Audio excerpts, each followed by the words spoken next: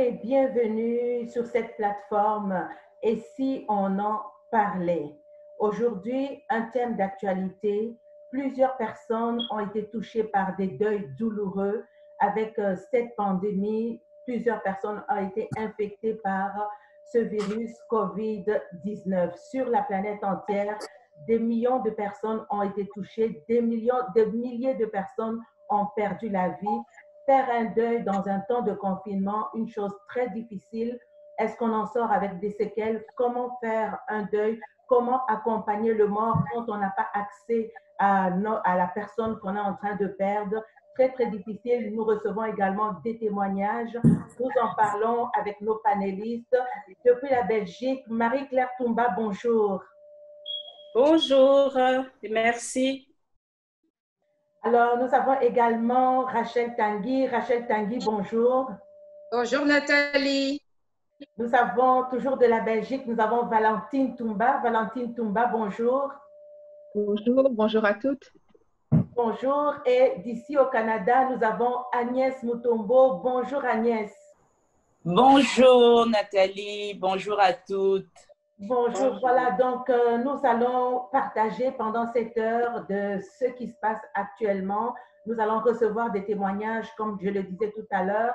Pour ceux qui nous suivent, posez-nous vos questions, connectez-vous, partagez tout autour de vous, posez les questions. Nous allons faire de notre mieux pour pouvoir y répondre. Marie-Claire, on va commencer par toi. Alors Marie-Claire, tu as vu des personnes partir dans ta maison de repos. Est-ce que tu peux nous expliquer en tant qu'infirmière quel a été ton quotidien, quelle a été ta routine pendant ce temps de COVID? Oui, merci Nathalie. Comme pour la plupart des personnes ayant perdu un proche, le contexte en fait du confinement lié à la pandémie du COVID-19 n'a pas facilité du tout les choses. L'ouverture des unités COVID, la mise en quarantaine des personnes testées positives, ainsi que l'interdiction des visites aux familles pour des raisons sanitaires vraiment évidentes. Et ce sont des décisions en fait qui ont fortement influencé la manière de vivre ou de gérer son deuil. Évidemment, au niveau de la maison de repos où je travaille, l'institution où je travaille, il a fallu s'adapter suite aux mesures barrières que le gouvernement avait édictées. Priver des contacts physiques avec le proche ou le mourant, c'est très difficile. C'est très difficile dans un sens et dans l'autre sens aussi. Les personnes âgées privées aussi de la visite de leurs parents ont eu du mal vraiment à gérer cette situation. Beaucoup se sont laissés aller et plusieurs personnes sont décédées. On ne pourra pas dire que toutes les personnes en maison de repos en cette période sont toutes décédées de COVID. Parce que les premiers temps, il n'y avait pas de test. Donc, juste les symptômes de température, de toux et de difficultés respiratoires ont fait mettre les personnes en isolement jusqu'à l'ouverture des services COVID. Donc, beaucoup de personnes, c'est surtout la privation des visites et puis celles qui étaient en couple de ne pas pouvoir visiter le conjoint sur place, le voir, s'asseoir, prendre son petit déjeuner avec lui. C'est ça qui a été très difficile. Nous avons dû nous adapter, mais ce n'était pas facile parce que les repas et tout, la vie au quotidien, c'était dans l'isolement.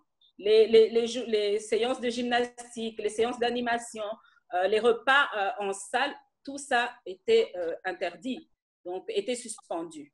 Voilà, c'est un petit peu ça. Alors, tu parles nous aussi de à notre quelque niveau. chose, oui, tu parles, merci Marie-Claire, tu parles de quelque chose d'important. Tu dis que les couples qui étaient déjà internés, donc c'était doublement douloureux parce que d'une part, ils sont interdits de visite par la famille, mais également le couple à l'intérieur sont également interdits de visite l'un à l'autre. Et tu parles de ce couple justement qui s'est laissé aller. Oui.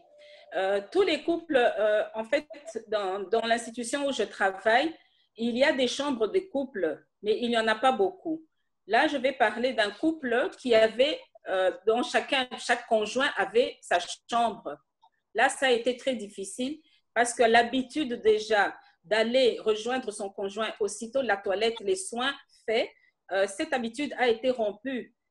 C'était très difficile d'expliquer aux personnes âgées que non, dû à la pandémie, dû à cette infection à coronavirus, on ne pouvait plus se visiter. Mais alors quand la personne vous dit, mais c'est mon mari, c'est ma femme, et que déjà les visites de la famille extérieure ne peuvent pas se faire, c'est vraiment très, très difficile.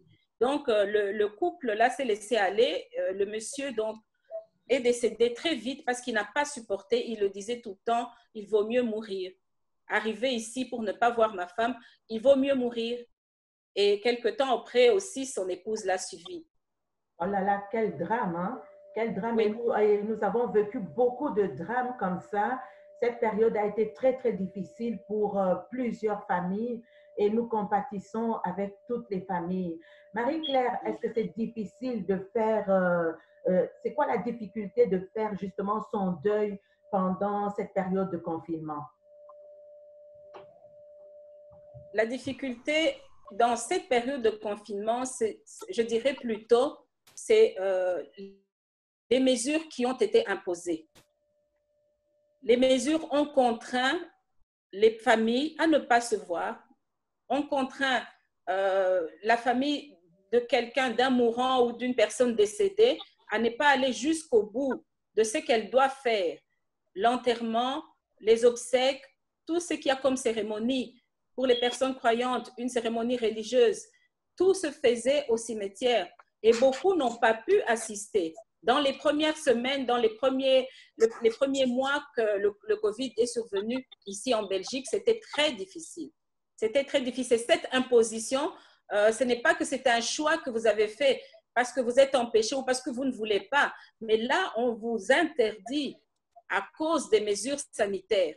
Et on n'y peut rien, mais ce n'est pas facilement acceptable, quoi. Voilà. Merci beaucoup, Marie-Claire.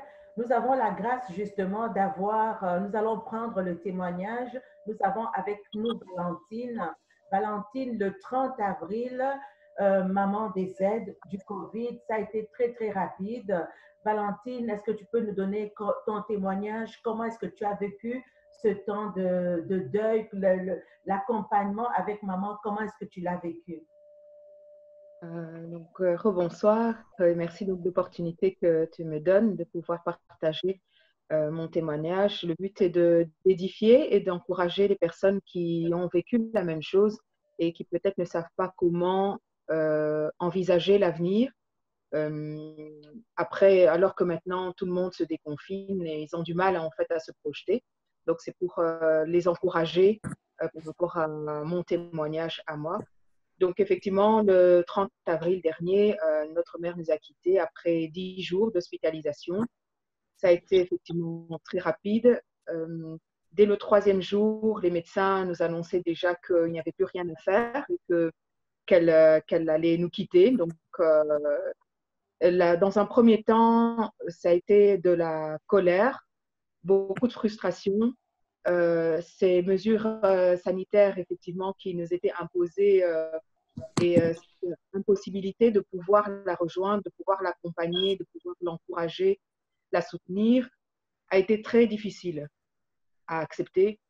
On se sent impuissant face à ces obligations, on se sent rempli de doutes par rapport à notre capacité à nous battre, à affronter cette situation. On a beaucoup de doutes par rapport au genre humain aussi, parce que ce sont des mesures qui sont vécues comme inhumaines. Humainement parlant, c'est très compliqué, c'est vraiment difficile d'accepter de telles situations, de ne pas pouvoir être avec son proche qui s'en va, de ne pas pouvoir aller l'encourager sur place. Donc, humainement parlant, c'est quelque chose qui est difficile à accepter et donc qui nous amène à douter des autres, à douter du genre humain et parfois des moments de doute aussi. On en a eu par rapport à Dieu, de se dire pourquoi il permet ce genre de choses, un sentiment d'injustice aussi, de se dire pourquoi nous, pourquoi elle, pourquoi une telle chose arrive. Voilà, c'est vraiment autant de sentiments qui nous ont vraiment, que nous avons ressentis donc, dans les premiers temps.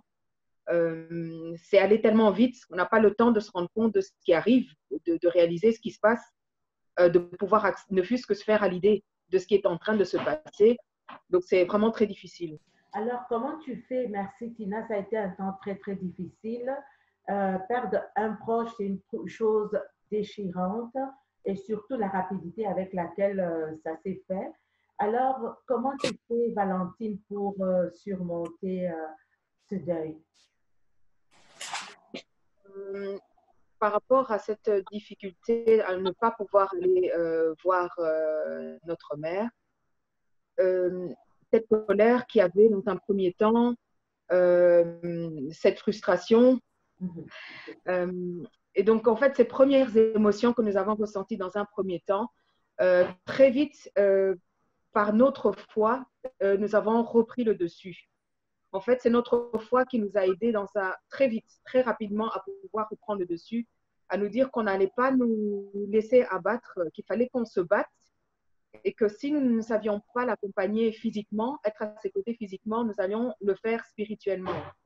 Nous sommes des personnes croyantes, chrétiennes. Notre mère nous a appris à recourir vers Dieu comme notre rempart dans les moments de joie et de tristesse. Et donc, nous avions cette possibilité de pouvoir l'accompagner spirituellement. Et donc, nous nous sommes réunis en famille. Nous avions la chance, via les applications, via Skype, via la tablette, de pouvoir entrer en communication avec elle. Donc, c'est une chance que nous avons eue par rapport à d'autres personnes, d'autres familles qui n'ont même pas eu cette possibilité. Donc, nous avions cette chance et donc nous nous sommes dit que nous allons nous mettre en prière pour accompagner notre mère, être en union de prière et l'accompagner spirituellement. Et donc, notre foi qui a été vraiment notre moteur, quelque chose qui nous a aidé à reprendre le dessus. Ces communications ont été mises en place, mais pour pouvoir le faire, pour pouvoir aller dans cette unité de prière, il fallait, pour moi, dans un premier temps, rétablir, on va dire, une unité, mais grâce à l'amour. C'est l'amour qui devait nous unir tous, où qu'on soit, rendre vraiment ce moment d'unité sincère via l'amour. Et pour ça, il fallait que le pardon soit rétabli aussi. Je ressentais un besoin urgent de pouvoir parler, m'ouvrir aux autres, aux miens, rétablir le pardon entre nous, aplanir ce qu'on pouvait avoir peut-être comme des accords ou certaines choses peut-être qui remontent parfois loin dans le passé. Il fallait aplanir vraiment certaines choses, se reparler, se pardonner, se faire pardonner aussi, pour que l'amour sincère soit présent entre nous et permette cette unité et cette force qui allait nous permettre de nous battre aux côtés de notre mère. Et donc, c'est comme ça que nous avons mis en place donc, cette communion, donc ces séances de prière. Nous étions réunis toute la famille un peu partout dans le monde via cet outil donc, de télécommunication qui a permis qu'on puisse entrer en communion avec notre mère. Et donc, c'est ainsi que nous l'avons accompagnée. Cette foi, cette espérance que nous avions que justement, le chemin qu'elle était occupée justement à emprunter ne l'amenait pas vers une fin de tout, que nous allions pouvoir l'accompagner vers, en fait, sa destinée, on va dire. C'est que cette espérance qu'elle allait aller vers une autre vie après cette vie terrestre, nous donner le courage de pouvoir l'accompagner spirituellement. Par l'action du Saint-Esprit, nous pouvions être en communion avec elle, dans vraiment la même pensée, convaincue qu'elle-même aussi avait le même cheminement, la même pensée que nous. À ce moment-là, nous étions convaincus que nous pouvions l'accompagner de la meilleure façon possible. C'est glorieux ce que Dieu fait. Merci beaucoup. C'est vraiment glorieux parce que plusieurs familles n'ont même pas eu. Il y en a qui, ça a été encore plus vite. Il y en a qui sont tombés le lendemain après parce que le COVID a fait partir les gens de toutes sortes de manières. Il y en a qui peuvent faire plusieurs mois. Il y en a qui, le jour même, le lendemain, sont tombés. Mais il y a quelque chose de merveilleux que le Seigneur fait et que plusieurs n'ont pas eu l'opportunité de faire. C'est rétablir la paix dans la famille, comme tu dis, Valentine. C'est-à-dire que vous avez eu le temps, la famille a eu le temps de faire la paix avec maman qui partait. Et ça, c'est très important. Hein? C'était important parce que pour passer ce moment, il fallait qu'on soit tous ensemble, que chacun ait la possibilité de pouvoir participer. En étant loin, déjà que c'était difficile pour nous en Belgique de ne pas pouvoir être à côté d'elle alors qu'elle était quelques kilomètres seulement, même pas. Mais pour les personnes qui étaient encore plus loin dans d'autres pays, ses enfants, ses frères, ses sœurs, c'était vraiment important qu'ils aient cette possibilité de pouvoir la voir, de pouvoir lui parler, lui dire ce qu'ils avaient à lui dire. Donc, être ensemble, c'est quelque chose pour lequel nous pensons que nous avons été bénis, que nous ayons eu cette possibilité-là. Nous sommes conscients et reconnaissants que ça a pu se faire. Ne pouvons pas être physiquement avec elle. Nous avions prié que le Seigneur permette certains miracles, qu'il amène près d'elle des personnes qui allaient lui apporter la parole, qui allaient pouvoir l'édifier par la parole. Et donc, par rapport à ça, j'ai quelques témoignages que je pourrais partager justement ici. C'est que alors que les médecins disaient qu'elle n'était pas consciente, qu'elle était confuse, qu'elle n'allait pas pouvoir s'exprimer via la tablette, alors qu'une infirmière allait s'apprêter donc à établir la communication avec elle, nous avions prié que le Seigneur arrange les choses selon sa manière, que lui permette que les choses puissent se faire, que notre mère soit consciente, que spirituellement elle soit en phase avec nous, qu'elle soit remplie de l'Esprit Saint qui lui permette qu'elle puisse, qu'il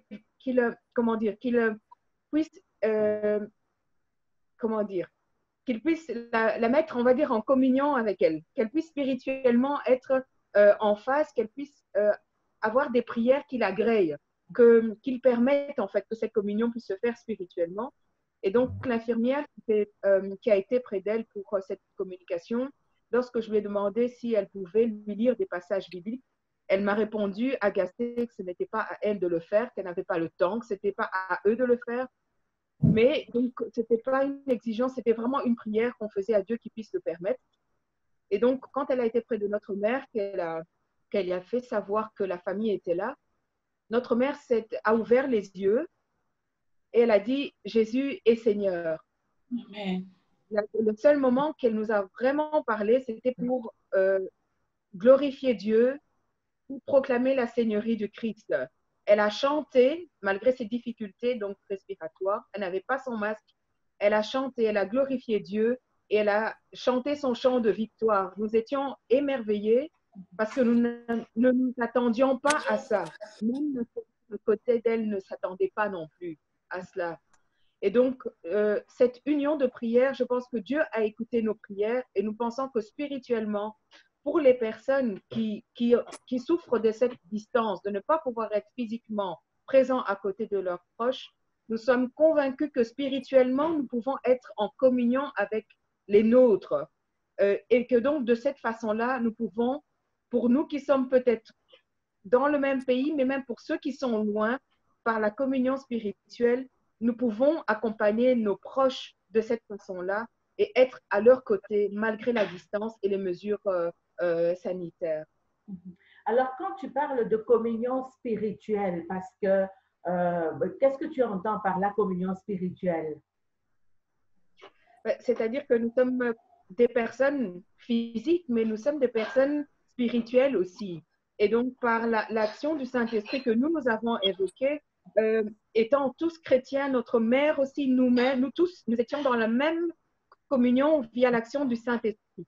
Donc, c'est lui qui permettait en fait que par la parole, par nos prières, qu'il y ait cette connexion en fait qui se fasse avec notre mère et avec chacun d'entre nous qui étions loin physiquement, mais par l'action du Saint-Esprit, nous étions en communion, nous étions en fait connectés les uns avec les autres dans la même attitude de prière, nous étions donc connectés spirituellement. Et nous sommes convaincus que cette communion spirituelle accompagnait notre mère, qu'elle sentait cette présence parce qu'elle était elle-même aussi dans la même attitude. Nous avons eu la possibilité de prier avec elle. Donc, nous étions en phase spirituellement par l'action du Saint-Esprit. C'est ça que j'entends par cette communion spirituelle. C'est magnifique, c'est merveilleux parce que c'est exactement ça. Quand nous prions, la parole que nous libérons, cette parole est esprit et vie. Et cette parole, elle court, elle va s'accomplir exactement là où est-ce qu'elle va s'accomplir.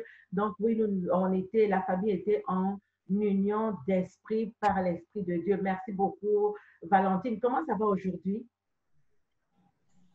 Aujourd'hui, je veux dire que chaque jour amène un peu de baume au cœur, un peu de soulagement, beaucoup d'espoir par rapport à cette espérance que nous avons que notre mère vit, que la mort n'est pas une fin, que ce n'est pas la fin de tout. Au contraire, ça lui a permis d'entrer dans sa nouvelle vie, dans l'espérance, dans l'allégresse et dans la paix éternelle.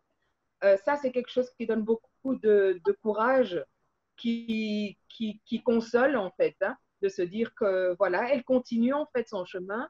Le fait de se réorganiser, de penser par rapport à des activités qu'on avait, des routines autour d'elle qui ne peuvent plus se faire, c'est réorganiser sa vie, trouver de nouvelles activités par rapport à, voilà, au quotidien. Donc, c'est aussi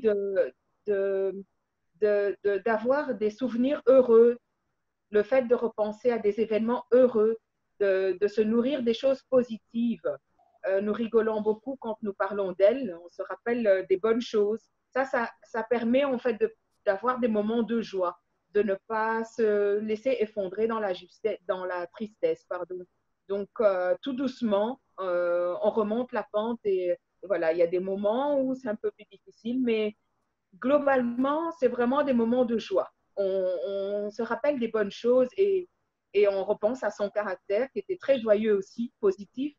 Et ce vécu, c'est la manière dont on l'a accompagné, nous aide en fait à faire notre deuil. De se dire, on a été connecté avec elle, nous avons été ensemble, on ne s'est pas senti seul, on ne s'est pas senti isolé. Être ensemble avec nos proches, partager ce moment a été vraiment très intense. Et donc, voilà, ça donne de la force en fait, d'avoir vécu ça de cette manière-là. Et donc, on continue à garder ce contact, à se manifester de l'amour, à se dire ce qu'on ressent. Et donc, on n'est pas seul, on se sent aimé, ça aide à continuer malgré tout. À continuer malgré tout. Merci beaucoup pour ton témoignage. Et je voudrais revenir à Marie-Claire, justement. Marie-Claire, est-ce possible de reprendre une vie normale après? Est-ce qu'on garde des séquelles quand même, Marie-Claire? Oui, c'est possible. L'être humain aspire à vivre. L'être humain aspire à être heureux, aspire au bonheur. Et c'est possible. Je ne dis pas que c'est facile, mais c'est possible. Comme Tina disait, la colère est souvent le sentiment et ce qui peut rester en nous. Dans le contexte particulier du confinement, on nous a amputés. C'est vraiment le terme que moi je trouve, on nous a amputés en nous empêchant de toucher la personne mourante.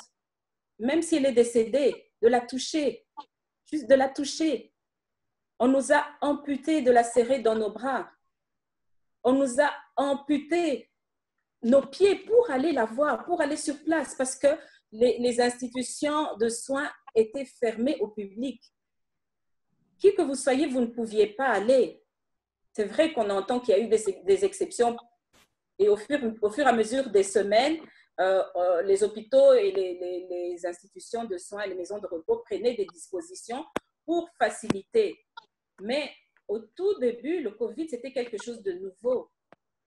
Moi, je peux dire qu'il y a eu beaucoup de tâtonnements, je ne le dis pas avec légèreté, parce qu'on essayait ci, on essayait ça, mais on avait tellement peur, c'était quelque chose de nouveau, hein, que voilà ce que ça impliquait. Donc, comme Tina le disait, Valentine le disait, la colère peut être un sentiment qui peut rester, qui peut subsister. La colère contre soi-même, malgré qu'on nous a imposé de ne pas pouvoir accompagner notre proche, on peut avoir cette colère malgré tout, de ne pas avoir pu faire comme il fallait.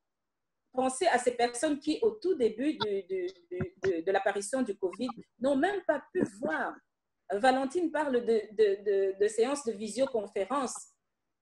C'est vraiment une bonne chose et gloire à Dieu. Hein? Et aussi, le fait qu'on se sent en colère, cette colère, on peut aussi la mettre sur le gouvernement. Et pourtant, il n'est pas responsable. Il est plutôt responsable des mesures que nous pouvons juger draconiennes et tellement rigides. Donc, dans les mesures qu'a pris le gouvernement, les gouvernements partout dans le monde entier, ce qui était le plus difficile, c'est ce manque d'humanisme. Mais ils n'ont pas fait exprès. Ils n'ont pas fait exprès. Les conditions, les circonstances l'ont voulu ainsi. Et donc, on peut ressentir vraiment cette colère et qui, en fin de compte, nous amène à une culpabilité, à une tristesse.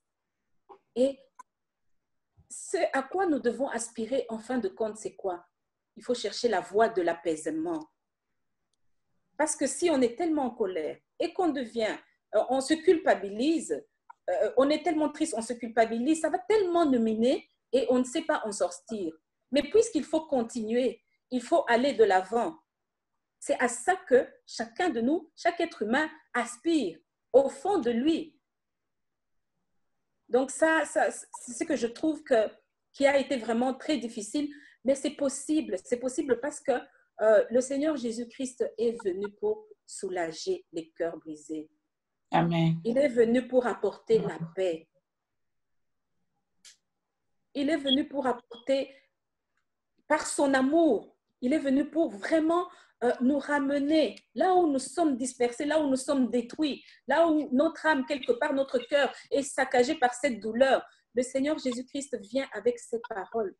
Je pensais, et j'en parlais avec quelqu'un, des disciples de Jésus quand le Seigneur s'en est allé. Il leur a dit, il est avantageux, c'est dans votre intérêt que je parte, afin que je vous envoie le Saint-Esprit. Même si je ne suis plus présent au milieu de vous physiquement, il faut que je vous envoie celui-là qui sera tout le temps là, le Saint-Esprit. Et c'est ainsi qu'au travers du Saint-Esprit, qui est appelé d'ailleurs le Paraclet, l'aide et le Consolateur, nous pouvons trouver cet apaisement. Et Tina en parle, au travers du Saint-Esprit. Il y a eu cette communion avec toute la famille et avec le mourant, avec la personne qui s'en allait, avec le proche. Et c'est ça vraiment qui est vraiment important à savoir, choisir la voie de l'apaisement. Et c'est légitime d'être en colère. C'est vraiment légitime. Il faut bien que j'accuse quelqu'un de ce qui est arrivé parce que ça me fait mal. On m'a fait mal. Voilà ce que je pouvais dire. Peut-être quelqu'un d'autre pourrait rajouter quelque chose. La colère est vécue, c'est une injustice. Voilà. Oui, c'est légitime d'être en colère. Et les statistiques disent qu'il y a eu beaucoup de dépression. Pour nous qui sommes chrétiens, nous avons l'appui du Saint-Esprit, nous avons la population et l'entourage, on comprend ces choses. Mais pour ceux qui n'ont pas Christ, il y en a beaucoup qui sont tombés dans la dépression. Il y en a beaucoup, comme tu disais, qui se sont laissés aller également. Donc, le deuil, ils disent que le deuil prend 2 ans. Le processus pour sortir d'un deuil prend 2 ans. Mais dans ce cas-ci, on a l'impression que ça va prendre plus longtemps que 2 ans parce que le traumatisme est doublé. Oui, exactement. Et le traumatisme est doublé et ça peut engendrer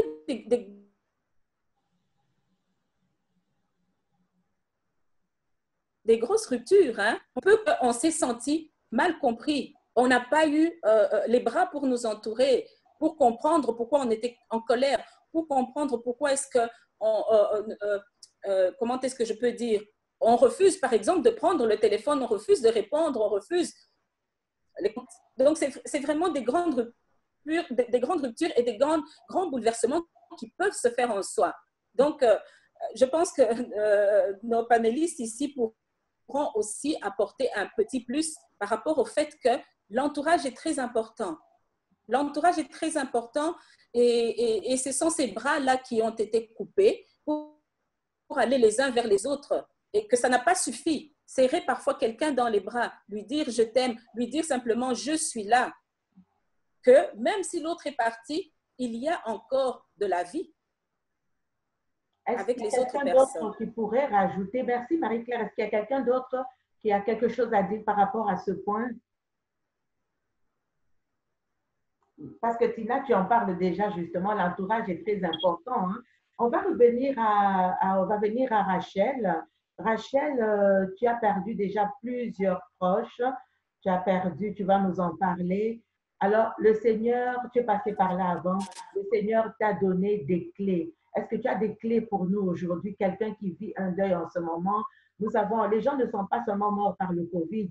Dans le milieu du Covid, il y a plein de gens qui sont morts du cancer, qui sont morts de crise cardiaque ou de toute autre chose, des gens qui ont vécu également des peines douloureuses. Rachel, est-ce que tu as des clés pour nous? Bonjour Nathalie, rebonjour à nous toutes. Je suis reconnaissante pour cette opportunité pour apporter mon témoignage aussi aujourd'hui. On a entendu le témoignage de Valentine, on a entendu Marie-Claire dans le milieu hospitalier. Moi, j'interviens dans le sens où moi, comme tu viens de l'évoquer, Nathalie, j'ai perdu mon père il y a bien longtemps. Non seulement j'ai perdu mon père, après quelques années, j'ai perdu encore ma mère. Non seulement ça, beaucoup vont peut-être les découvrir aujourd'hui. J'avais une sœur jumelle qui est décédée également. Et j'ai eu des frères qui sont sous terre. Donc, on peut comprendre que je suis passée par tout cela quelques années bien avant. Donc, je peux comprendre lorsqu'on nous parle des frustrations. Valentine a parlé des frustrations. Marie-Claire a parlé des déchirements entre un époux dans le milieu hospitalier qui ne savait plus se voir. Finalement, la mort en soi, c'est un déchirement. Il ne faut pas les négliger. Mais Valentine a dit comment faire pour continuer malgré tout. Et on a entendu parler de cela. On a entendu parler de la foi pour ceux qui ont de la foi. Nathalie, tu l'as dit, pour ceux qui ont de la foi, mais ceux qui n'ont pas de la foi, pour les profanes, comment faire? Moi, au moment où ces décès-là ont eu lieu, j'ai eu aussi des interrogations. J'ai eu un moment donné dans ma vie comme si ma vie était arrêtée parce que je me posais aussi des questions. C'était une injustice quelque part. Ne l'oublions pas, la mort reste une injustice. La mort reste un déchirement. Ça reste un déchirement, voilà. On se sent perdu dans tout ça. Mais quelles étaient les clés à l'époque qui m'ont permis justement? Moi, j'ai 3 clés qui m'ont permis à l'époque. Aujourd'hui, je connais le Seigneur, je suis venue dans la foi. Mais à l'époque, je ne connaissais pas si bien le Seigneur comme je le connais maintenant. Donc, à l'époque, moi, ce qui m'avait aidé, c'était la psychothérapie. La psychothérapie, donc, il ne faut pas négliger cet aspect médical. Valentine, Marie-Claire ont parlé de l'aide. Quelle aide qu'on peut trouver? On peut trouver l'aide auprès des proches. On peut trouver l'aide médicale. Donc, je parle pour les gens, les profanes qui ne connaissent pas le Seigneur et ceux qui connaissent aussi le Seigneur. Donc, quelque part, on a besoin d'une aide médicale. Si je peux me permettre, on a besoin d'une aide de l'entourage des proches et on peut avoir besoin d'aide sur le plan spirituel. Pourquoi je parle de ces 3 catégories d'aide? En tout cas, moi, c'est 3 catégories d'aide qui m'ont aidé. Mais dès le départ, comme je l'ai dit, je ne connaissais pas si bien le Seigneur que cela. Et je me suis retrouvée dans la psychothérapie qui m'a duré pratiquement 9 mois. 9 mois pour vous dire. Donc, j'étais bloquée. Cette psychothérapie m'a beaucoup aidée. Et l'entourage des personnes qui avaient aussi perdu des proches, qui m'ont aussi aidée à l'époque. Mais après cela, il y avait eu des séquelles. Marie-Claire a parlé, on peut avoir des séquelles qui restent malgré tout. Et moi, à l'époque, les séquelles qui étaient restées, et je me rappelle, lorsque j'ai été voir ma mère, elle m'avait offert la Bible. Et cette Bible, finalement, m'a été salutaire. Pourquoi? Parce qu'après la psychothérapie, j'ai été apaisée dans mon âme. J'ai été apaisée. Il faut que nous comprenions avant tout qu'en tant qu'être humain, nous sommes formés de 3 parties. Nous sommes formés de l'esprit, du corps et de l'âme. C'est très important. Et lorsqu'il y a des deuils, comme nous le voyons actuellement, il y a notre âme qui est atteinte en fait. Et tous ces ressentis, toutes ces choses vont dans ce qu'on appelle l'âme. Et c'est ça le nœud du problème. Mais comment aller guérir cette âme qui est blessée?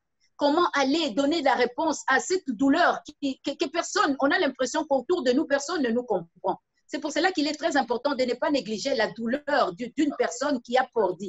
Et quand bien même nous avons perdu nos proches, il faut savoir différencier aussi entre le deuil d'un adulte et le deuil d'un enfant.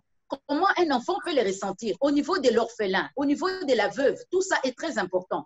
Comme je le disais, la psychothérapie m'avait aidée et l'aide que j'avais eu autour de moi est finalement la parole de Dieu. Et la parole de Dieu, ça a été la crème des crèmes parce que ça m'a guéri des résidus, si je peux dire, et ça m'a débloqué. Aujourd'hui, je suis une personne totalement guérie et je suis répartie sur de bonnes bases et j'aide aussi de l'autre côté. Voilà un peu, si je peux me permettre, les 3 clés qui m'ont permis dans mon cas. Merci Rachel. Justement, la dernière partie qui est la parole de Dieu, on va entrer en plein dans la parole de Dieu. Elle nous parle de la mort. Valentine, tout à l'heure, tu disais que la mort n'est pas une fin en soi parce que la mort introduit dans la vie. Comme tu disais, on a accompagné maman dans sa destinée. Alors, Rachel, la parole de Dieu, qu'est-ce qu'elle nous dit par rapport à la mort? Je te remercie encore à ce niveau. Comme je l'ai évoqué, j'ai eu la psychothérapie médicalement qui ça m'a aidé. J'ai eu l'aide autour de moi. Maintenant, je veux vous parler de la parole de Dieu qui m'a totalement guérie. Quand je dis guérie, je suis complètement guérie. Alors, ce blocage-là est complètement débloqué. Je ressens autre chose. Valentine a parlé, elle a dit la mort en soi n'est pas une fin. C'est par rapport à quoi nous croyons. C'est pour cela que je vous invite, nous allons lire dans la parole de Dieu, la Bible, parce que certains me diront, mais que diront les musulmans par exemple? Que diront ceux qui croient en l'incarnation? Que diront les profanes ou les athées, ceux qui ne croient pas? Tout dépend de ce à quoi nous croyons finalement.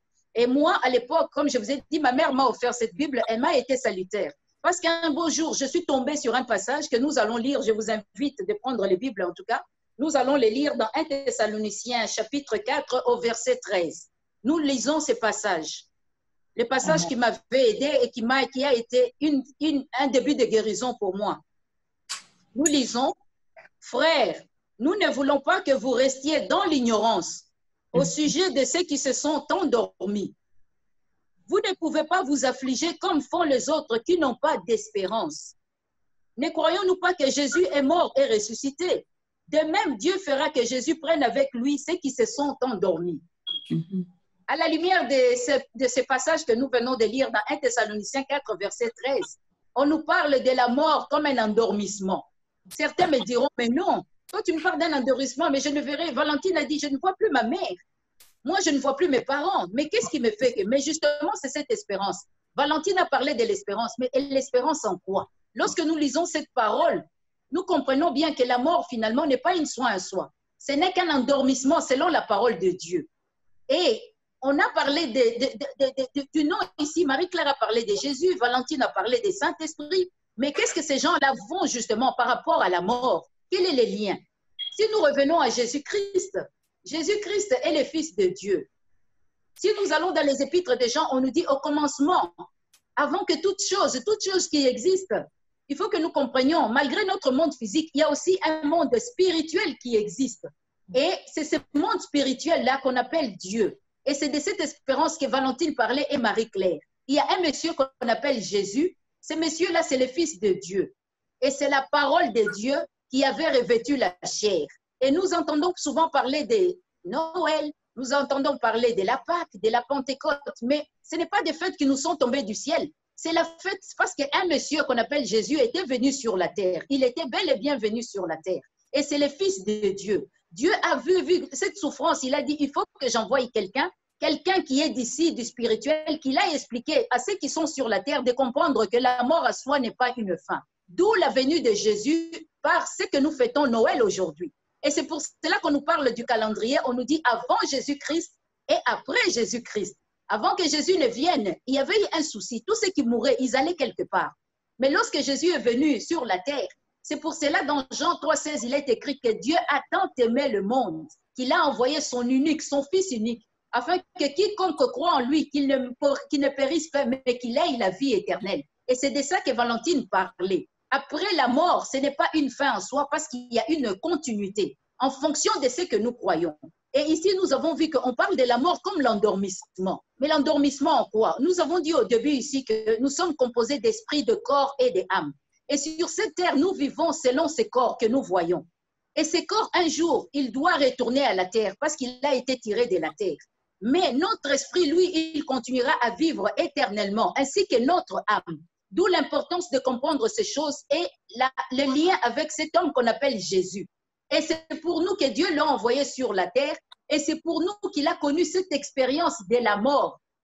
Et la Bible dit, à cause de nous, Dieu a fait qu'il aille aussi à la mort. Et lorsqu'il est ressuscité du tombeau, d'où on parle de la Pentecôte, Marie-Claire l'a évoqué tout à l'heure, il a dit, Jésus avait dit à ses disciples, attendez, il est préférable pour vous que je m'en aille. Parce que si je m'en vais, je vais vous envoyer quelqu'un d'autre. On a parlé du Saint-Esprit ici. Valentine l'a évoqué, Marie-Claire pareil. Mais qui est le Saint-Esprit finalement? C'est une personne spirituelle que nous ne le voyons pas physiquement. Comme nous parlons ici, il est avec nous. Et c'est le moment où Jésus, lorsqu'il est parti, il a dit lors de l'ascension, lorsqu'il est parti, il a dit, moi Jésus, je suis avec vous physiquement. Je ne pourrai pas être avec vous partout. D'où je vous enverrai mon autre moi qu'on appelle le Saint-Esprit. Et c'est cette personne que nous parlons, c'est cette personne qui est spirituelle. On ne peut pas le voir avec les yeux physiques, mais il est dans le monde spirituel dont nous parlons. Mais quelqu'un me demandera comment je vais le voir, comment je vais le savoir. Et il faut savoir qu'il y a une manière de recevoir le Saint-Esprit, c'est la foi en Jésus-Christ, en cette parole. Et dans Jean 14, il a dit, il est préférable pour vous que je m'en aille. Et étant donné qu'il est déjà parti, et où est-ce qu'il est maintenant, c'est Jésus. La Bible nous dit dans Colossiens, il est à la droite de Père. Donc, il est à la droite de Père. Il nous a envoyé son autre, lui, qu'on appelle le Saint-Esprit. C'est cette personne-là que nous parlons, l'Esprit, donc la personne spirituelle que nous ne voyons pas. Et lorsque nous croyons en cette parole, justement, qui nous dit, puisque c'est une promesse qu'il nous a faite, et la personne du Saint-Esprit vient lorsque nous venons, et cette personne du Saint-Esprit, comme Tina a dit, nous fait entrer dans cette communion. Et le voyage commence. C'est comme on appelle ça la nouvelle naissance. Il n'y a qu'une manière de venir dans le monde, c'est de naître au travers de la femme. Mais il y a une seule manière de sortir de ce monde, c'est retourner à la terre. Mais lorsque nous retournons à la terre, que notre corps ici sera mis dans la terre et il va se décomposer. Mais notre esprit, lui, il va vivre éternellement. Et la question se pose justement, c'est ça la question. C'est la question que chaque être humain doit se poser. La bonne question est de savoir, le jour où je ferme l'œil sur cette terre, quel est mon avenir selon ce que je crois? Si je crois que ma vie s'arrête ici, alors voilà, là vraiment, il n'y a rien à espérer. Mais si je pense qu'il y a une continuité, alors là, je dois m'interroger le jour où je ferme l'œil, quel deviendra mon esprit, quel deviendra mon âme? Et d'où cette parole nous avons lue. Il y a un passage aussi important que nous allons le lire, c'est dans 1 Corinthiens, parce que ça va nous éclaircir en fait. C'est très important de comprendre. Nous allons prendre le deuxième passage dans 1 Corinthiens, au chapitre 15, verset 50. Nous lisons. Comprenez-moi bien, frères, ce qui est de la chair et du sang ne peut pas entrer dans le royaume de Dieu. Les forces de décomposition ne peuvent pas avoir part à la vie incorruptible.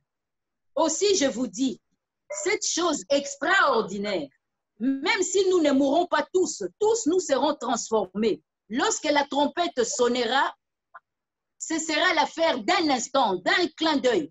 Quand sonnera la trompette, alors les morts ressusciteront dans un état définitif. Et nous-mêmes, nous serons transformés. Vous voyez, donc la mort en soi, quand nous comprenons ça, la mort en soi n'est plus une fin. On nous dit que ce corps doit retourner à la terre, il subira la décomposition. Mais notre esprit, lui, il va revêtir. Pour dire que mais tous ne mourront même pas, hein.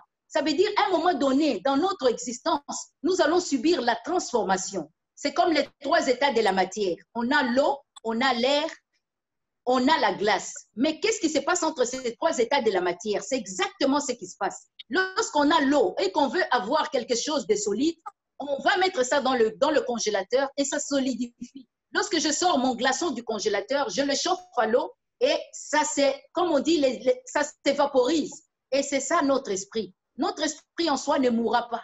D'où l'importance de savoir qu'est-ce que je ferai avec mon esprit après que je sois enterré ou après ma transformation. Voilà un peu sur la base de la parole de Dieu. Et la personne qui nous apporte cette réponse, c'est la personne de Jésus le Christ. Et la Bible nous dit, comme nous l'avons vu, si nous croyons en Jésus le Christ, puisqu'il est mort, pour nous, il a connu cette expérience de la mort. Il prendra avec lui tous ceux qui croient en lui et nous serons ressuscités avec lui pour entrer dans ce que Tina disait, dans l'éternité, là où Maman Astrid se trouve. Finalement, c'est sa foi.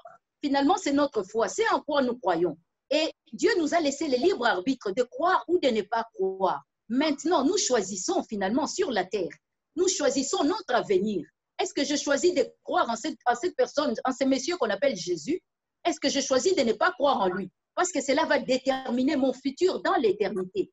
Et ce qui est très important, comment on les découvre? En tout cas, moi, j'invite les gens à faire des recherches, à se plonger dans les Écritures. Parce qu'il ne faut pas se tromper de combat. Il ne faut pas se tromper de savoir. Nous devons connaître, c'est très important. L'ignorance, on a dit, c'est la pire des maladies. Lorsque nous ignorons les choses, c'est très grave. Mais lorsque nous comprenons et que nous recherchons la vérité, alors là, nous tombons sur ce monsieur qu'on appelle Jésus. Pour nous, il a fait l'expérience de la mort et il reviendra, il a dit, et nous serons ressuscités avec lui pour la vie éternelle. Et il y a une anecdote aussi dans la Bible, toujours avec ce Jésus. Il avait de ses amis, comme nous avons des amis aussi. Il avait une famille à Béthanie qu'on appelait Marthe, Marie et Lazare. Et un beau jour, Lazare est tombé malade, comme nos parents, comme beaucoup sont en train de mourir du Covid actuellement.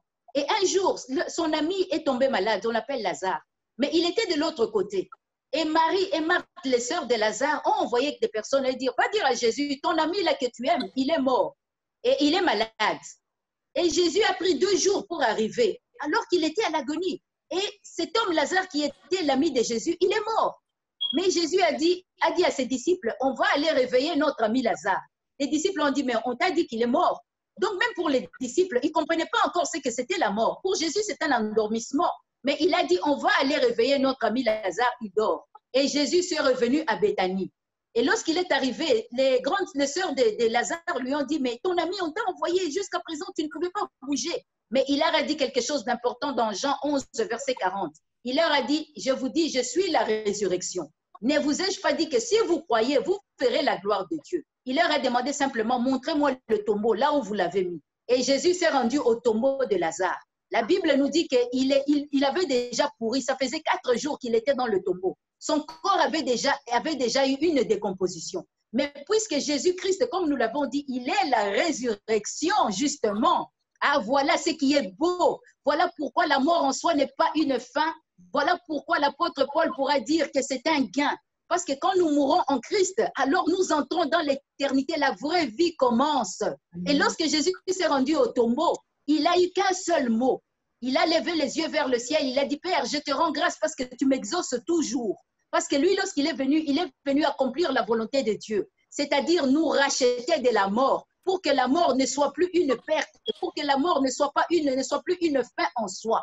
Et il a dit quelque chose de puissant, il a dit, mon ami Lazare, sors. Et Lazare est sorti du tombeau. On a dit au commencement, il y avait des gens qui attendaient dans le tombeau depuis la nuit des temps. Lazare vous savez l'anecdote c'est quoi? Lazare a dit à Isaïe qui était là, Abraham, il leur a dit, mon ami est venu, Amen. Moi il m'appelle là-bas et je sors. Et c'est comme ça que Lazare est sorti du tombeau. Pour vous dire en soi, aujourd'hui on peut rire de la mort lorsqu'on comprend ces choses. La mort en soi n'est plus une fin, ce n'est que le début d'un commencement. Voilà ce que nous pouvons partager par rapport à la parole de Dieu. Amen. Merci beaucoup avec l'anecdote de Lazare. Merci beaucoup. L'apôtre Paul, qui l'avait compris, pouvait dire la mort m'est un gain. Et le Seigneur Jésus lui-même à la croix, en fait, à ce moment fatidique, il a dit au Père, Père, entre tes mains, je remets mon esprit. Donc, il était totalement en contrôle de ce qui se passait. Donc, la mort, pour lui, n'était pas une perte. Au contraire, il allait faire quelque chose en dessous pour également prendre la clé du séjour des morts. Donc, la mort n'est pas une fin en soi. C'est pour ça, comme tu le dis, Rachel, ça prend la connaissance. La connaissance, en ces temps-ci, est très, très capitale. Ça nous prend absolument la connaissance. Pour certains, c'est la peur. Pour d'autres, la mort, en fait, nous introduit. C'est une promotion, en fait, hein?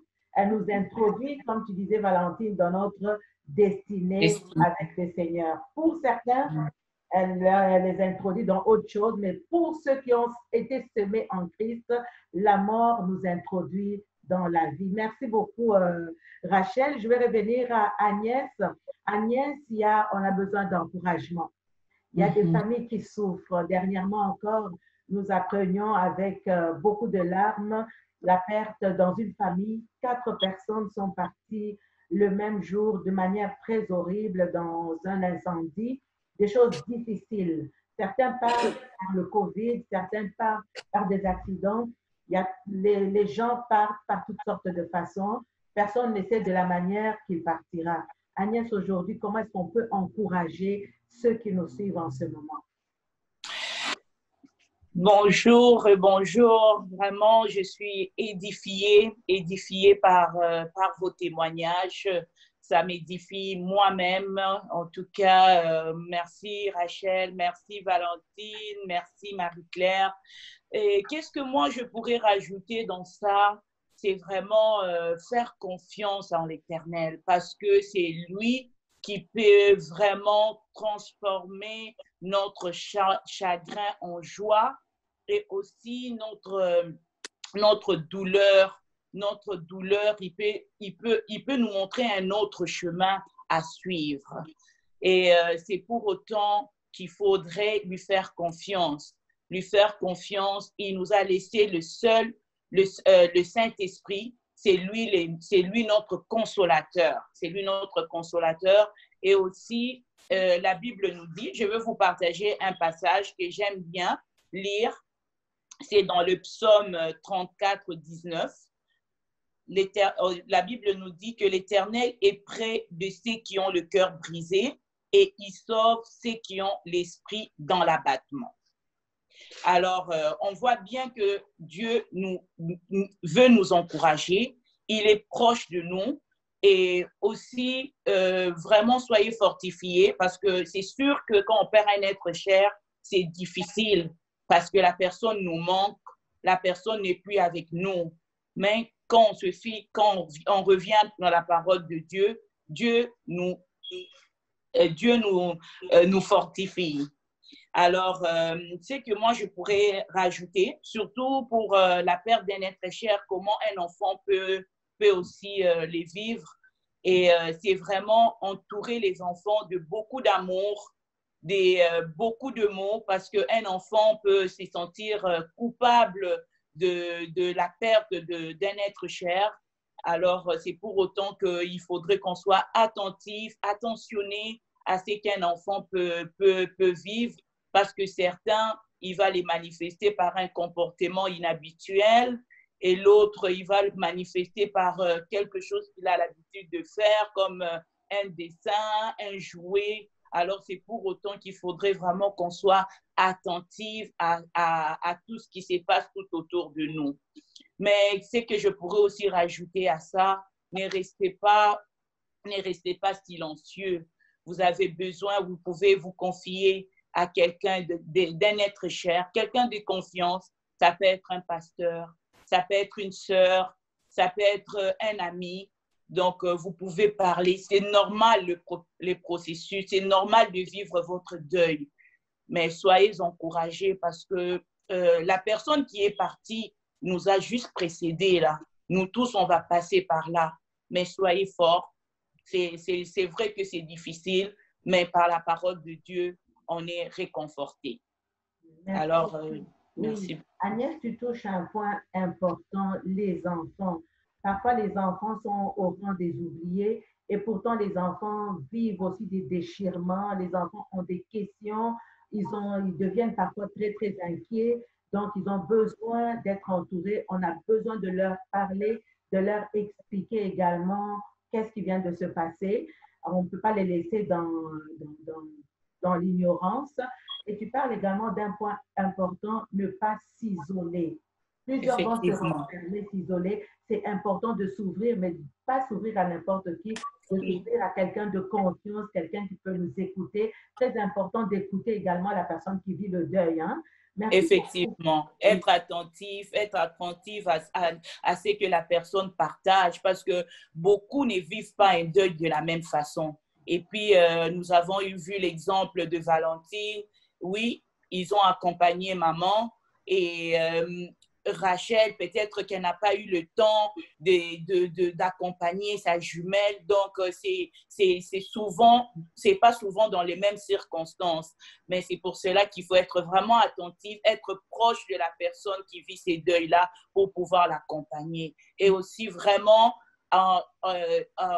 j'insiste pour les Écritures, parce que Rachel dit dans son témoignage que ce qui l'a guéri complètement de ses blessures, c'est les Écritures, c'est faire confiance à Dieu et faire confiance au Saint-Esprit qui est notre consolateur. Amen.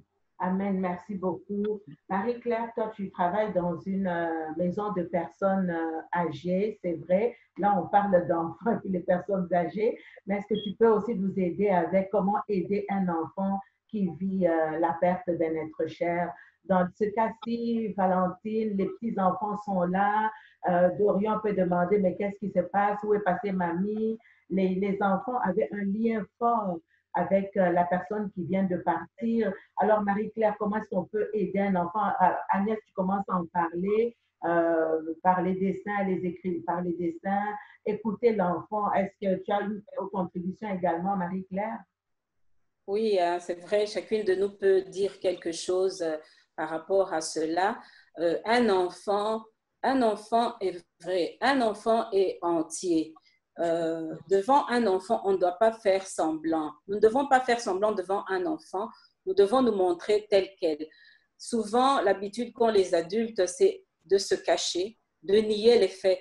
Or, l'enfant sent, l'enfant voit et l'enfant ressent tout ce que nous vivons, même quand on essaye de le lui cacher. Ce qui est important, c'est de lui dire la vérité. Peut-être qu'il n'est pas à même de comprendre exactement ce qu'est la mort. On peut trouver des images que les choses, il y a un début et une fin à toute chose. Il a déjà vu, par exemple, des mouches mourir. Donc, il y a une fin à toute chose. Moi, je peux dire aussi comme ça, tout simplement, c'est peut-être terre à terre. Tu as un biscuit en main, tu le manges et puis il finit. Je ne vais pas comparer l'être humain à un biscuit. Ça veut dire pour expliquer qu'il y a un début et puis qu'il y a une fin. Et donc, l'enfant a droit à une explication vraie. L'enfant a droit à être entouré, l'enfant a droit à s'exprimer autant que l'adulte. On oublie souvent que les enfants expriment d'une autre manière. Agnès en a parlé, ça peut être un dessin, ça peut être un comportement inhabituel. Le tout, c'est d'être très, très attentif. Un enfant peut commencer à faire des dessins, vous ne comprenez pas, mais en fait, il vous fait des appels, il essaye d'expliquer ce que vous n'avez pas pu lui expliquer, ce qu'il n'a pas compris ou ce qu'il y avait de flou dans votre explication. Le tout, c'est d'être simple, d'être limpide. La mort, nous sommes venus, nous naissons et nous mourrons un jour. Ce n'est pas une vérité à cacher aux enfants. Et ils le savent. Et qu'ils comprennent aussi que comme nos sœurs, nos panélistes l'ont dit, la mort n'est pas une fin en soi, c'est le début de quelque chose d'autre. On a cette vie terrestre ici, c'est peut-être pas évident selon l'âge de l'enfant, mais je pense que la simplicité et la sincérité peuvent nous permettre de faire comprendre à l'enfant et qu'il saisisse que non, l'adulte ne me ment pas, l'adulte n'est pas fuyant. Donc nos enfants, ils sont vrais, les enfants sont vrais, ne veulent que savoir la vérité. Et voilà quoi. Oui, merci. Je vais revenir rapidement à Valentine. Encore une fois, pour ceux qui nous écoutent, vous avez des questions, posez vos questions. Nous allons y répondre. Je reviens à Valentine. Valentine, les petits-enfants sont là. Nous avons ton témoignage. Comment est-ce que tu t'y es pris avec les enfants? Donc, effectivement, donc j'ai 3 garçons et les 3 garçons, chacun leur personnalité, leur façon à eux de le vivre. L'aîné, par exemple, j'ai l'impression que ça l'a fait grandir tous ces événements et le décès de sa grand-mère. Ça l'a rendu plus mature. Il a tendance à être plus protecteur, attentif, à vouloir voir ce qu'il peut faire pour aider. Il est vraiment très, très à vouloir rassurer, en fait, lui. Donc, il a 19 ans, hein. Et donc, il a tendance à vouloir rassurer, aider, se rendre utile. Le deuxième, qui a donc 14 ans, il a une façon un peu différente de réagir. Il est encore un peu joué, un peu insouciant comme ça. Mais je lui ai posé la question s'il pensait à sa grand-mère, s'il était triste. Il m'a dit qu'il y pensait souvent avant de dormir. Et je lui ai demandé à quoi il pensait. Et en fait, il se souvient des moments passés avec elle. Souvent, il allait le week-end dormir chez elle. Donc, il se rappelle en fait de ces moments-là qu'ils ont passés ensemble. Donc, il ne m'a pas dit, il n'était pas triste, peut-être qu'il était triste, mais c'était surtout le souvenir de moments heureux, comme je disais, les bons souvenirs avec sa mamie. Donc, c'est ça en fait qui lui revient à l'esprit. Le plus jeune, qui a 11 ans, a été très inquiet par le contexte de Covid. Le décès de sa grand-mère en fait, a provoqué des questions chez lui, des questions existentielles, du genre à quoi ça sert de naître si c'est pour mourir, à quoi ça sert d'être sur Terre. Et bien, il a réfléchi, il a cherché des réponses et il a dit, est-ce que c'est parce qu'il y a un but, il y a une raison, et il a eu l'occasion d'en parler justement avec Marie-Claire en disant que c'est pour apporter quelque chose, c'est pour faire quelque chose pour l'humanité. Donc, les enfants sont interpellés par ce qu'on vit autant que les adultes. Et ils réfléchissent, ils posent des questions. Donc, on doit pouvoir parler avec eux ouvertement en toute sincérité, leur dire ce qu'on sait. Ce sont des enfants qui ont appris, qui connaissent Dieu, et leur grand-mère y est beaucoup dedans par rapport à ça. Et donc, le plus jeune a souhaité prier pour sa grand-mère alors qu'elle était encore malade. Et après son décès, il a souhaité écrire une lettre à sa mamie qu'il a souhaité qu'on lise lors des obsèques. Et dans cette lettre, il disait sa tristesse de son départ, mais il disait surtout qu'il espère franchement que Dieu va prendre soin d'elle. Ça veut dire que pour lui aussi, de son point de vue, la mort n'est pas une fin. Donc pour lui, il recommande sa mamie à Dieu. Donc pour lui, il est dans cette même espérance qu'elle va être bien et que Dieu va prendre soin d'elle.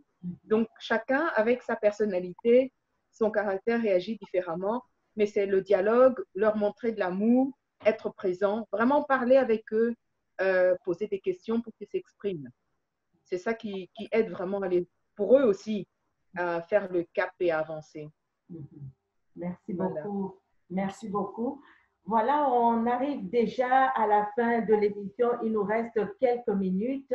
Alors, on ne peut pas finir sans prier pour les familles et sans faire un appel au salut. Alors, Marie-Claire, on veut prendre le temps, comme nous le disions tout à l'heure, avec Maman Agnès. Il y a des familles qui souffrent, des familles qui sont dans l'incompréhension, des familles qui sont dans la culpabilité. J'aurais dû faire si j'avais eu le temps. Je n'ai pas eu le temps de demander pardon. Ça, il faut le souligner. Hein.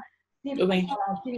la démarche de faire le pardon a été faite, pour certains, il y a beaucoup d'amertume parce qu'ils n'ont pas eu le temps de dire je t'aime, ils n'ont pas eu le temps de demander pardon et ils vivent avec cette culpabilité-là.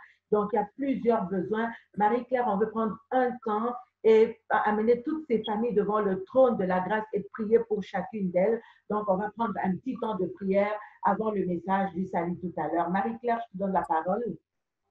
Merci encore et merci à toutes pour l'apport. Il y a un cantique qui me vient à l'esprit. Nous allons prier avec ce cantique-là. Amen. Ton nom, c'est Jésus. Jésus, il vient pour te consoler. Il guérit les cœurs brisés, soulage les opprimés. Il est toujours capable de délivrer. Son nom, c'est Jésus. Jésus, il vient pour te consoler. Il guérit les cœurs brisés, soulage les opprimés. Il est toujours capable de délivrer. Alléluia, gloire au Seigneur Jésus-Christ.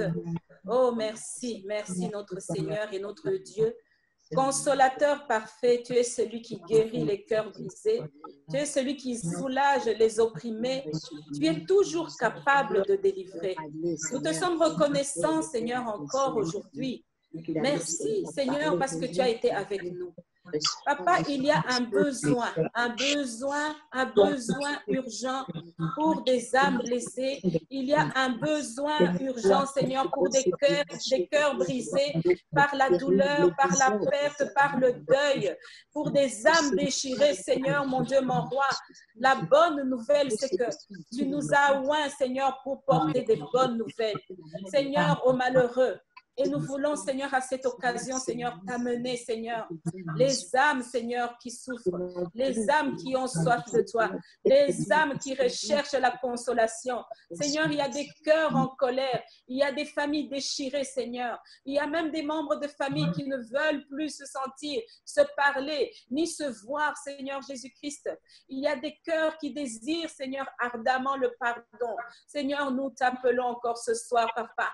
Lève-toi, Seigneur, par le Saint-Esprit, Seigneur. Visite les cœurs, visite les familles, notre Seigneur et notre Dieu. Fais ton travail de consolateur, Saint-Esprit. Il y a des cœurs qui ont besoin que le vêtement de deuil soit remplacé par un vêtement, qu'ils reçoivent une huile de joie afin qu'ils puissent enfin revivre. Il y a des cœurs, Seigneur, des âmes, des vies qui sont complètement dans la dépression, qui ne cherchent, Seigneur, qu'à refaire surface. Seigneur, étends ta main de grâce, étends ta main de miséricorde. Seigneur, tu es celui qui est appelé. Le lent à la colère est riche en bonté. Tu es plein de compassion, Seigneur, mon Dieu, mon roi. Et ton amour, Seigneur, cet amour qui nous a tirés des ténèbres, cet amour qui nous a rachetés par l'œuvre de la croix. Tu veux encore nous ramener, Seigneur, nous rassembler. Nous sommes peut-être éloignés, Seigneur, des membres des familles, Seigneur, des âmes, des familles complètes qui sont peut-être éloignées de toi, Seigneur. Tu veux les approcher de toi, Éternel, au travers, Seigneur, de l'amour que tu as manifesté. Tu es venu, Seigneur, comme le Père t'a envoyé, afin que quiconque croit en toi, il puisse recevoir le salut, la vie éternelle. Merci, Seigneur. La vie éternelle, c'est qu'ils te connaissent, toi, le véritable Dieu. C'est pour ça que nous te prions encore, nous te supplions. Tendre Père, par le Saint-Esprit, Seigneur, visite les familles, visite, Éternel, mon Dieu, mon roi. Seigneur, rends plus proche de toi, Seigneur, ceux qui sont éloignés. C'est dans des instants comme ça douloureux que tu veux te faire plus proche, Seigneur, de ceux qui souffrent, Éternel. Que, Seigneur, les âmes croient, Seigneur, que tu es le véritable soutien dans l'épreuve, que tu es le Seigneur Tout-Puissant, que tu es un réconfort. Merci, mon Dieu, mon roi, pour ton amour. Merci, Seigneur, pour la présence, Seigneur, de tes servantes. Merci, Seigneur, pour la grâce, encore la faveur éternelle. Seigneur, mon Dieu, mon roi, ta parole puissante, esprit et vie, Seigneur, est déjà en train de courir, Seigneur, pour toucher un cœur qui entend, Seigneur, une âme qui nous écoute aujourd'hui, Éternel. Seigneur, merci, Papa, pour l'œuvre de consolation, l'œuvre de restauration, l'œuvre d'apaisement et l'œuvre de guérison complète. Au nom de Jésus-Christ, nous avons prié ainsi et nous disons Amen. Amen. Amen. Amen. Amen. Amen. J'ai reçu le témoignage une fois, avant que je te passe la parole, maman Rachel, j'ai reçu le témoignage d'une jeune fille à l'époque qui a vécu les traumatismes avec le génocide entre les Tutsis et les Hutus. Et voilà ce que cette fille me disait, parce que plusieurs se posent des questions quand un être cher est parti. Mais pourquoi telle personne est partie? Mais pourquoi maman est partie? Mais pourquoi papa est parti? Mais pourquoi telle personne est partie? Cette fille m'a dit ceci, elle a vu tellement de morts, son parcours est vraiment très douloureux. Elle a vu tellement de morts autour d'elle. Son papa a été tué, ses deux frères ont été tués. Elle a vu des morts tout autour d'elle. Et elle a demandé à Dieu, mais Seigneur, pourquoi moi je suis restée? Donc, si Dieu nous donne de rester encore, si Dieu nous garde encore sur la terre, c'est parce que les autres sont partis parce que c'était leur temps. Ils étaient prêts à partir. Et pourquoi est-ce que nous restons encore? C'est parce que Dieu a encore un travail. Soit avec nous, ou Dieu veut encore nous utiliser pour quelqu'un d'autre. Hein? Parce que quand on voit l'apôtre Paul, lui, il restait encore parce qu'il avait encore une mission à accomplir. Pour certains, ce n'est pas le temps parce que Dieu veut les visiter, parce que Dieu est patient. Il veut que tout homme parvienne à la connaissance de la vérité. Il ne désire pas la mort du méchant, mais il désire que tous parviennent à la connaissance de la vérité, à la connaissance de Christ. Alors, je te laisse la parole, Rachel. Aujourd'hui, il y a plusieurs personnes qui doivent venir à Christ et tu as la responsabilité aujourd'hui donc de les amener au Seigneur. Amen, amen. Merci Nathalie. On a dit au début, de la même manière que nous naissons, il n'y a qu'une manière de venir au monde, c'est par la naissance. Et pour entrer dans ce monde-là aussi, dont nous parlons dans l'éternité, il n'y a qu'une seule manière, c'est par la naissance aussi. Et d'où on parle de la nouvelle naissance. C'est pour cela que Jésus, en conversant avec Nicodème, il lui a dit, si tu n'es né pas d'eau et d'esprit, tu n'entreras pas. C'est quoi naître d'eau et d'esprit? Nous avons entendu, c'est un processus. C'est pas être un processus direct, ça peut être un processus qui prend le temps. De la même manière, lorsqu'une femme est enceinte, elle ne réalise pas tout de suite qu'elle est enceinte. C'est la même manière avec l'esprit. Quelqu'un me demandera, mais quand je recevrai Jésus, comment ça va se passer en fait? C'est aussi simple que ça, que tu le crois dans ton cœur. Si de tout ce que nous avons échangé aujourd'hui a touché ton cœur, et si tu en es convaincu, tu prends simplement, je vous invite nous tous, nous allons mettre notre main sur notre cœur. Et nous pouvons répéter, Seigneur Jésus-Christ, je te reçois aujourd'hui comme mon Seigneur et mon Sauveur. Et alors, le Saint-Esprit vient dans ton cœur. C'est un don. On a dit c'est un don. Et c'est la nouvelle naissance commence. Tu ne le vois pas, mais c'est un processus qui a commencé déjà. Parce que tu l'as accepté comme son Seigneur et ton Sauveur. Et le jour de ta mort, tu te verras. Mais c'est comme un bébé. Lorsqu'un bébé vient sur la terre, on doit lui apprendre des choses. C'est pour cela d'où le Saint-Esprit est l'enseignant par excellence. Parce qu'on peut aller dans une mauvaise église ou dans une bonne église. On peut tomber sur une bonne aide ou sur mauvaise aide également. D'où le Saint-Esprit est vraiment l'enseignant par excellence. Moi, j'inviterais simplement de trouver une Bible, de commencer à lire Jean, en tout cas les évangiles de Jean et dans Apocalypse, parce que c'est là, et après on peut, voilà, c'est comme un enfant, il faut de la connaissance, il faut de l'apprentissage, ça prend du temps, mais faisons confiance au Saint-Esprit. Voilà un peu, si c'est ça l'appel qu'on a fait aujourd'hui. Pour ceux qui ont entendu cet appel, dont le cœur a parlé, voilà, simplement, le processus a commencé. Si tu l'as accepté aujourd'hui, Jésus est venu dans ta vie. Tu ne le vois pas parce que le Saint-Esprit est entré en toi. C'est comme un enfant quand il naît. Lorsqu'on prend la sémence d'un homme et d'une femme, on le voit même au labo. Lorsqu'on les... voilà, c'est l'esprit. Donc, c'est au niveau de l'esprit. Ça s'est passé. Mais nous ne le voyons pas physiquement, mais ça a commencé en nous. Voilà un peu. Amen. Si Amen. vous avez écouté ce message, l'homme est placé devant sa destinée, une destinée avec Dieu ou une destinée sans Dieu. Donc, il nous appartient de faire le choix et notre choix se fait ici pendant que nous sommes vivants, pas après la mort, maintenant. C'est maintenant qu'il faut se décider de choisir de vivre avec Jésus éternellement ou sans Jésus éternellement également. Hein. S'il y a la vie éternelle, il y a également la mort éternelle. Si tu as des questions, comme je le disais depuis le début, écris-nous. Si tu as des questions par rapport au salut, si tu as des questions par rapport à la mort, si tu as également un besoin de prière, contacte-nous par Messenger, contacte-nous en message privé, visite notre page Facebook, Cœur à Cœur, écris-nous et nous allons, chacune de nous faire un plaisir de pouvoir vous aider du mieux que nous le pouvons et de pouvoir vous donner également des références si vous avez besoin des références. Voilà, mesdames, c'était tout pour aujourd'hui. Merci beaucoup pour tout ce qui s'est passé aujourd'hui, le partage. Merci Valentine pour ton témoignage. Merci Agnès pour les encouragements. Merci Rachel pour la parole de Dieu. Merci également à Marie-Claire pour ta présence et pour ta participation. D'ici quelques jours, d'ici quelques semaines, nous ne savons pas comment le Saint-Esprit va nous conduire, mais nous allons revenir sur un autre thème. Nous allons parler des blessures de l'âme et la prochaine fois, nous allons parler de briser le cycle de traumatisme. Ne manquez pas, soyez au rendez-vous. Le Seigneur, nous sommes dans la saison de guérison. Le Seigneur vient pour guérir les cœurs brisés. Alors, avant de terminer rapidement, le mot de la fin, Marie-Claire, le mot de la fin. Oui, je dirais que Dieu est bon et la vie est belle. Le temps que nous sommes sur la terre, c'est pour faire vraiment la volonté de Dieu. Nous avons chacun une mission. Et il y a toujours de l'espoir. Toujours de l'espoir. Il faut y croire en Jésus-Christ. Voilà. Merci. Merci beaucoup. Amen. Il y a toujours de l'espoir et il faut y croire. Alors, Agnès, le mot de la fin. Nous vous remercions de nous avoir suivis. Vraiment, que le Saint-Esprit vous console. Vous qui passez les temps difficiles, soyez fortifiés. Le Saint-Esprit est au contrôle de tout. Et à la prochaine émission.